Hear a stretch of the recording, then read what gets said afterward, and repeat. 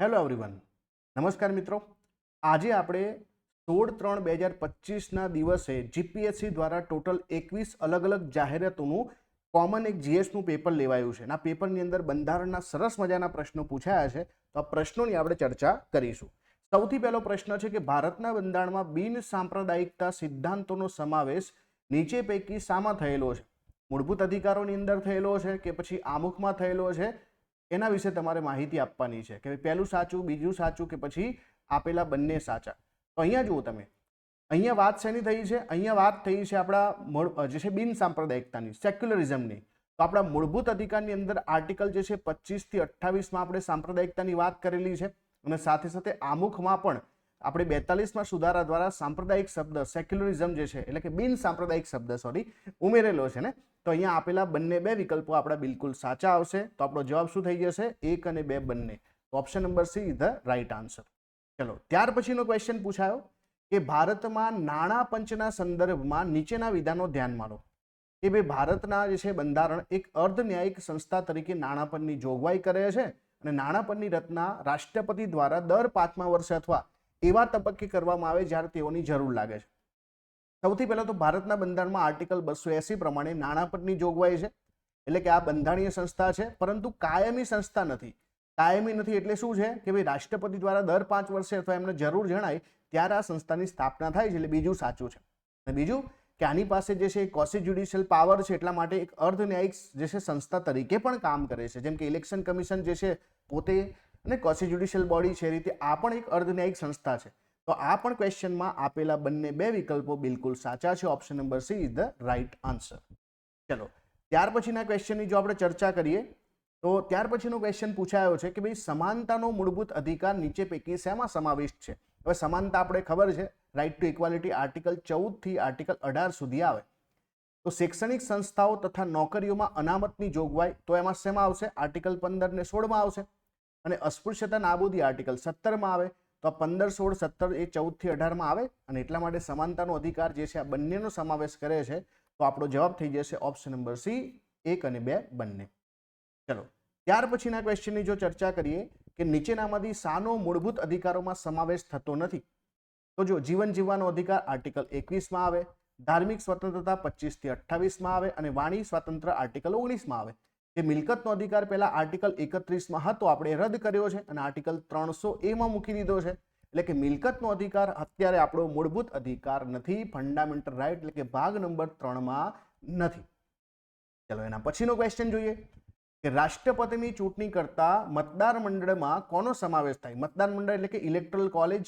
તો રાષ્ટ્રપતિના ઇલેક્ટરલ કોલેજમાં કોનો સમાવેશ થાય? તો આપણે જાણીએ છીએ કે લોકસભા અને રાજ્યસભાના ચૂંટાયેલા સભ્યો. તો અહીંયા રાજ્યસભાના ચૂંટાયેલા સભ્યો છે, સાથે સાથે વિધાનસભાના જે છે ચૂંટાયેલા સભ્યો. તો દિલ્હી અને પુડુચેરીના વિધાનસભાના ચૂંટાયેલા સભ્યો પણ આમાં સમાવેશ થાય. બિલકુલ સાચું છે અને એટલા માટે ઓપ્શન નંબર સી બંને જે છે વિકલ્પો બિલકુલ સાચા છે, બંને વાક્યો સાચા છે. નેક્સ્ટ ક્વેશ્ચન, રાષ્ટ્રપતિની સત્તાઓમાં નીચેના પૈકી શાનો સમાવેશ થાય છે?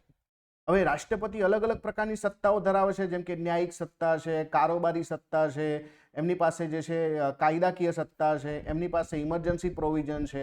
તો એવી રીતે અહીંયા રાષ્ટ્રપતિની સત્તામાં લોકસભાનું સત્ર બોલાવવાની સત્તા એમની પાસે છે, ઓબ્વિયસલી છે.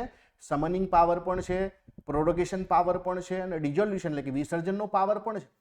વડાપ્રધાનને નિમવાની સત્તા, ઓબ્વિયસલી વડાપ્રધાનની પણ નિમણૂક જે છે રાષ્ટ્રપતિ કરે. ભલે વડાપ્રધાન જે છે એ ચૂંટાયેલી પાર્ટીના હોય પરંતુ એમની જે છે નિમણૂક જે છે એમને ડાયરેક્ટલી ઇલેક્ટ નથી કરતા આપણે, એમની જે છે નિમણૂક થાય છે અને નિમણૂક જે છે કોણ કરે છે? રાષ્ટ્રપતિ કરે છે. એટલે અહીંયા પણ આપેલા બંને વિકલ્પો બિલકુલ સાચા છે. Option number she is the right answer. ચલો, નેક્સ્ટ ક્વેશ્ચન, ભારતની ન્યાયપાલિકા વિશે જે છે અહીંયા તમને વિધાનો આપેલા છે કે સર્વોચ્ચ અદાલતના ન્યાયમૂર્તિની નિમણૂક રાષ્ટ્રપતિ દ્વારા થાય છે અને રાજ્યના વડી અદાલતના ન્યાયમૂર્તિની નિમણૂક રાજ્યપાલ દ્વારા કરવામાં આવે છે. હવે આપણે જાણીએ છીએ કે ભારતમાં જે છે એકીકૃત ન્યાય પ્રણાલી છે. એટલે કે ઉપર સુપ્રીમ કોર્ટ છે, નીચે હાઈકોર્ટ છે. તો સુપ્રીમ કોર્ટ અને હાઈકોર્ટ એ હાયર જ્યુડિશરીમાં આવે અને અહીંયા આપણને બધાને ખબર છે કે સુપ્રીમ કોર્ટ હોય કે હાઈકોર્ટ હોય, બંનેના જજની પસંદગી રાષ્ટ્રપતિ દ્વારા કરવામાં આવે છે. એટલે કે સર્વોચ્ચ અદાલતના જે છે ન્યાયમૂર્તિની નિમણૂક રાષ્ટ્રપતિ દ્વારા થાય છે, બિલકુલ સાચું છે. પરંતુ બીજું સ્ટેટમેન્ટ કે વડી અદાલત એટલે કે હાઈકોર્ટના ન્યાયમૂર્તિની નિમણૂક રાજ્યપાલ કરે છે, ખોટું છે. એટલે કે બીજું વાક્ય ખોટું છે. તો આપણો આન્સર શું આવશે? આન્સર આવશે ફક્ત 1. હા, જે સબઓર્ડિનેટ કોર્ટ્સ હોય છે, નીચલી અદાલતો, ત્યાં જે છે રાજ્યપાલ જજની પસંદગી કરતા હોય છે. નેક્સ્ટ ક્વેશ્ચન છે કે બંધારણીય સુધારા વિશે નીચેના વિધાનો ધ્યાનમાં લો. કેટલાક સુધારાઓ સાદી બહુમતીથી અને કેટલાક સુધારા ખાસ બહુમતીથી કરી શકાય. કેટલાક સુધારાઓમાં ખાસ બહુમતી ઉપરાંત 2/3 રાજ્યોની સંમતિની પણ આવશ્યકતા છે. જ્યારે પણ આપણે આર્ટિકલ 368 નો અભ્યાસ કરીએ ત્યારે આપણે એવું શીખીએ છીએ કે જનરલી સુધારા 3 રીતે થાય. આર્ટિકલ 368 માં સુધારા 2 રીતે થાય, પણ જનરલી સુધારા 3 રીતે થાય. એક તો સંસદની સાદી બહુમતીથી, બીજી જે છે ખાસ બહુમતીથી, અને ત્રીજામાં જે છે રાજ્યની પણ જે છે આપણે 50% મેજોરિટીની જરૂર પડે ખાસ સાથે. તો સાદી બહુમતીથી કેવા સુધારા થાય? તો સાદી બહુમતીથી જેમ કે જે છે લોકસભાની કોરમ જે છે બદલી શકીએ આપણે, બરાબર, પગારની અંદર ફેરફારો કરી શકીએ, તો સાદી બહુમતીથી થાય. તો સાદી બહુમતીથી અને કેટલાક સુધારા ખાસ બહુમતીથી થાય, એ બિલકુલ સાચું છે. હવે માનો કે તમારે ફેડરલ સ્ટ્રક્ચરમાં ફેરફાર કરવો હોય, જેમ કે 7મી અનુસૂચિમાં ફેરફાર કરવો હોય, કોઈ જે છે રાષ્ટ્રપતિના ઇલેક્શનની પદ્ધતિમાં બદલાવ કરવો હોય, તો એના માટે તમારે રાજ્યોની જે છે બહુમતીની જરૂર પડે. એટલા માટે બીજું વાક્ય પણ બિલકુલ સાચું છે. તો અહીંયા જે છે શું આવશે? અને બીજી એક ખાસ બાબત કે કેટલાક સુધારામાં ખાસ બહુમતી ઉપરાંત 2/3 રાજ્યોની સંમતિની આવશ્યકતા છે. અને આ વાક્ય અહીંયા ખોટું છે. કેમ? કે 2/3 નહીં, આપણે 50% રાજ્યોની મંજૂરી જોઈએ, બરાબર, 50% રાજ્યોની મંજૂરી જોઈએ. તો બીજું અહીંયા ખોટું થશે. તો અહીંયા જે છે આ ક્વેશ્ચન સુધારી લેજો. અહીંયા જે છે ફક્ત પહેલું વિધાન સાચું આવશે, સી નહીં આવે. ફક્ત જે છે પહેલું વિધાન અહીંયા સાચું આવશે. ચલો ત્યાર પછીનો ક્વેશ્ચન જોઈએ આપણે. ત્યાર પછીનો ક્વેશ્ચન છે કે કટોકટી વિશે નીચેના વિધાનો ધ્યાનમાં લો. રાષ્ટ્રીય કટોકટી રાષ્ટ્રપતિ દ્વારા લાદવામાં આવે છે. આપણે જાણીએ છીએ કે કોઈ પણ પ્રકારની કટોકટી હોય, એ 352 હોય, 56 હોય કે પછી 360 હોય, 3 કટોકટી રાષ્ટ્રપતિ દ્વારા લાદવામાં આવે છે. રાજ્યમાં રાષ્ટ્રપતિ શાસન લાદવાના આદેશમાં રાષ્ટ્રપતિની કોઈ ભૂમિકા નથી. ખોટું છે ને? રાજ્યની અંદર જ્યારે રાષ્ટ્રપતિ શાસન લગાવવામાં આવે તો એ 356 મુજબ એ પણ રાષ્ટ્રપતિ જ લગાવે. તો આ તો ખોટું છે. તો આપણું જે છે પહેલું વિધાન અહીંયા બિલકુલ સાચું આવશે. Option number A is the right answer. ચલો નેક્સ્ટ ક્વેશ્ચન છે કે રાજ્યના મુખ્યમંત્રી વિશે નીચેના વિધાનો તપાસો. તેમની નિમણૂક વડાપ્રધાન દ્વારા કરવામાં આવે છે. તો રાજ્યના મુખ્યમંત્રીની નિમણૂક વડાપ્રધાન કરે છે, તો આ તો બિલકુલ ખોટું છે.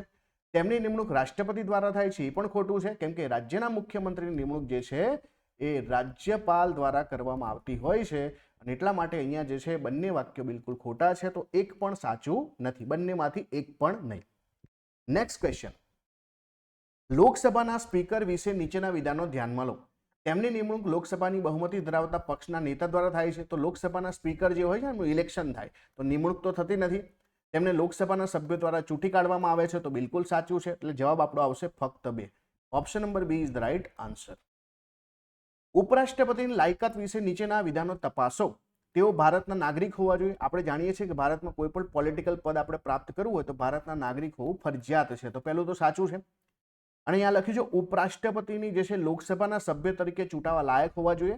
તો જો રાષ્ટ્રપતિ પૂછે તો લોકસભા આવે, પરંતુ આપણને ઉપરાષ્ટ્રપતિ પૂછ્યા છે તો એ તો રાજ્યસભા આવશે ને. એમને રાજ્યસભાની અધ્યક્ષતા કરવાની છે, તો લોકસભા અહીંયા ખોટું આવે. અહીંયા રાજ્યસભા હોવું જોઈતું, એટલે બીજું વાક્ય ખોટું છે.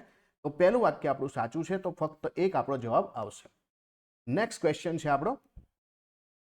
નેક્સ્ટ ક્વેશ્ચન શું કહે છે કે નીચેનામાંથી કોને ભારતીય બંધારણના વ્યવસ્થાના સમવાયી લક્ષણો ગણાવી શકાય? સમવાયી લક્ષણનો મતલબ છે ફેડરલ.